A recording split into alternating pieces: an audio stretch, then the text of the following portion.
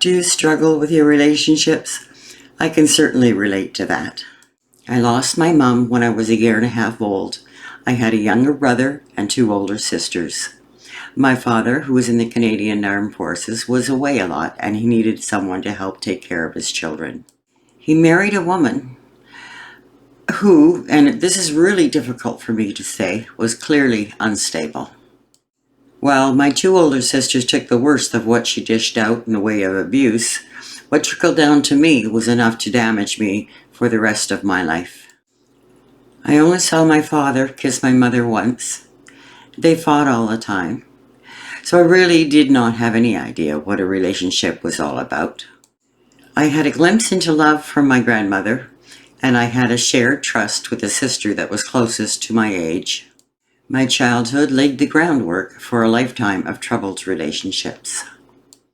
I did not take the time to choose partners wisely, ones that I could trust and ones that I could grow up with. Every partnership that I had was worse than the previous one. I did not know how to mother. I was afraid of beating them, so I yelled at them a lot to scare them away from me. I learned by the time the 3rd child came around how to remain calm. My childhood was difficult, yes. However, I do realize that there was a lot of people out there, and is a lot of people out there, that have a lot worse circumstances than what I had growing up. I at least had food in my belly, a roof over my head, heat in that house, and clothes on my back. I picked up a set of tarot cards, tried to figure myself out, and tried to get my relationships all untangled. The first spread that I used was a Celtic Cross spread.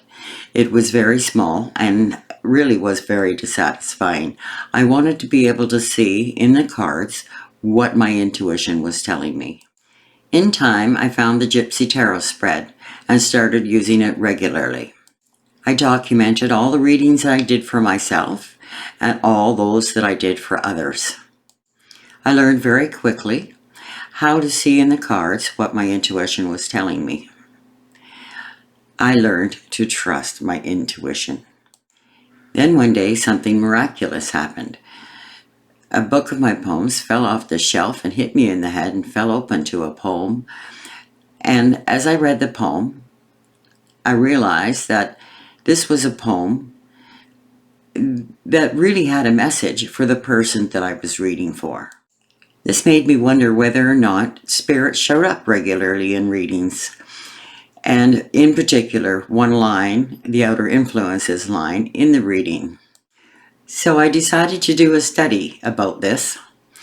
My internet provider provided us with a webpage so we could say whatever we wanted to say about ourselves, perhaps post a resume or whatever. And I posted exactly what I wanted to do. They wanted to do a study of whether or not they could find spirits showing up in the tarot cards. At that time, Google was not very sophisticated. I was not indexed on it, and I have no idea how those hundreds of people found me, but they managed to. At first, my conversations, being done on a chat program, were readings at first, but turned into channeling sessions after I figured out how to invite the spirits into the reading. I read during the study for about 80 people, and in every instance, spirits showed up in the tarot cards.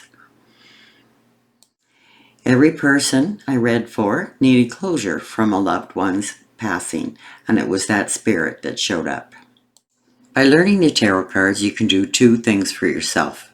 First, you can learn to trust your intuition, and secondly, you can learn to be in touch with the spirits that are around you, and perhaps get messages for yourself. You can also help others and get messages for them as well. My book, Gypsy Tarot Spread, can help you to do this and more.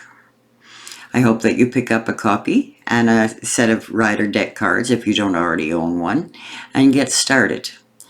The link is below. Please let me know how it goes for you.